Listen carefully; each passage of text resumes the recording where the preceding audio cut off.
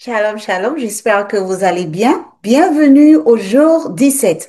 Aujourd'hui, nous sommes dans Actes chapitre 17, où nous voyons le voyage de Paul dans trois villes, Thessalonique, Bérée et Athènes. Les gens réagissent différemment au message de Jésus. Ce chapitre nous enseigne à rester ferme dans notre foi, à continuer d'apprendre la parole de Dieu et à partager Jésus, même lorsque les autres ne veulent pas écouter. Petite note, je ne suis pas pasteur, juste quelqu'un qui aime étudier la parole et partager ce que Dieu met sur mon cœur. Ma prière pour toi qui m'écoute est que tu restes connecté à une église solide, centrée sur la foi, où Jésus est révélé, honoré et glorifié. Alors, la première partie, nous voyons que Paul est allé à Thessalonique et cela se passe du verset 1 au verset 9 de Actes 17.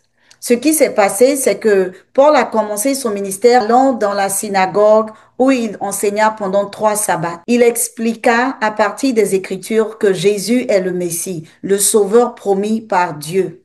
Certaines personnes crurent, mais d'autres devenaient jalouses et provoquaient une émeute contre Paul et Silas. L'un des versets clés était dans Acte 17, verset 3. Il dit expliquant et démontrant que le Christ devait souffrir et ressusciter des morts en disant ce Jésus que je vous annonce, c'est lui le Christ. Pour nous les chrétiens, nous devons tenir ferme pour Christ car nous savons que c'est pas toujours confortable, mais la vérité doit être partagée avec amour.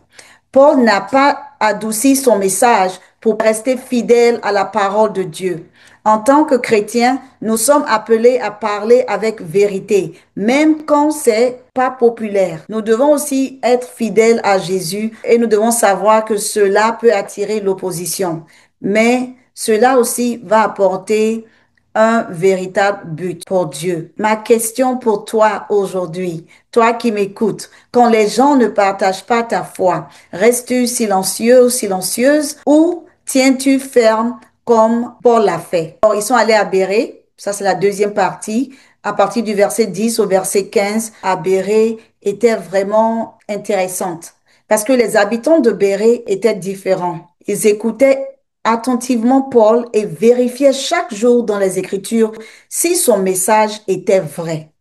Ils ne se fiaient pas à leurs émotions ou à l'opinion des autres, mais à la parole de Dieu. Grâce à cette attitude, beaucoup crurent en Jésus. L'un des versets clés, il dit, ces Juifs avaient des sentiments plus nobles que ceux de Thessalonique. Ils reçurent la parole avec beaucoup d'empressement et ils examinèrent chaque jour les Écritures pour voir si ce que Paul disait était exact. Pour nous, les chrétiens, dans ce temps de la fin, enfants de Dieu, chrétiens, toi qui m'écoutes, ne te contente pas d'écouter ce que les autres disent sur Dieu. Lis ta Bible. Je le répète, lis ta Bible pour toi-même. Aie faim de la vérité, pas seulement de paroles agréables à entendre. Un chrétien qui étudie la parole et teste tout à la lumière de cette parole de Dieu. Parce que la foi grandit quand elle repose sur la vérité, pas sur les émotions. Amen. La parole de Dieu n'est pas seulement une information, c'est une transformation. Elle est vie. Ce ne sont pas juste des mots sur des papiers, mais elle est vie. Ma question pour toi encore, à quelle fréquence vérifies-tu ce que tu entends en le comparant à la Bible? Troisième partie, Athènes. Nous voyons cela dans Acte 17, versets 16 à 34. Nous voyons que Athènes était remplie d'idoles.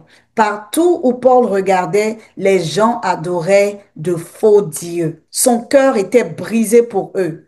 Il profita de cette occasion pour leur parler du seul vrai Dieu, le créateur de toutes choses, qui n'habite pas dans les temples faits de mains d'hommes. Il prêcha que Jésus est ressuscité d'entre les morts et que chacun fera face au jugement de Dieu. Certains se moquèrent de lui, mais d'autres crurent. Nous voyons un verset, vers le verset 24, il dit, le Dieu qui a fait le monde et tout ce qui s'y trouve, étant le Seigneur du ciel et de la terre n'habite pas dans les temples faits de mains d'hommes. Pour nous, les chrétiens, notre monde aujourd'hui est rempli d'idoles modernes. Le succès, popularité, l'argent, le confort, mais il n'y a qu'un seul vrai Dieu. En tant que disciples de Jésus, nous devons parler avec vérité et amour, comme Paul l'a fait. Même si le monde se moque, continuons à faire briller la lumière du Christ.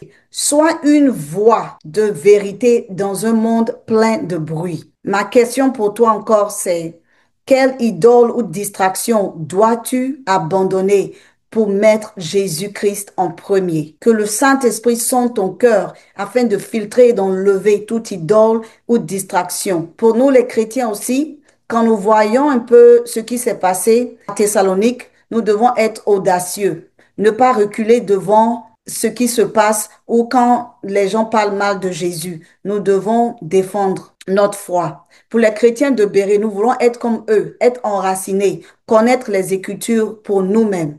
Et quand on parle d'Athènes, nous devons être fidèles. Nous devons parler avec vérité parce que le monde a besoin de connaître le Seigneur Jésus-Christ.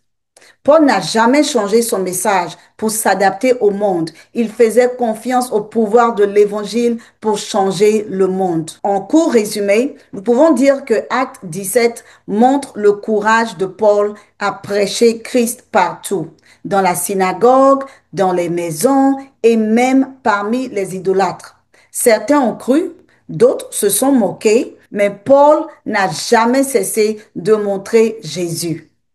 En tant qu'enfant de Dieu, en tant que chrétien, sois audacieux comme Paul, assoiffé comme les Béréens et fidèle comme Paul à Athènes. L'évangile n'a pas besoin de changer. Cet évangile nous change. Ma prière pour toi aujourd'hui, c'est que le Seigneur t'aide à tenir ferme dans ta foi, à rester enraciné dans la parole de Dieu. Que le Seigneur te donne de parler de la parole de Dieu avec vérité et amour, quel que soit l'endroit où tu te trouves. Que le Seigneur te bénisse et nous nous verrons demain pour le jour 18.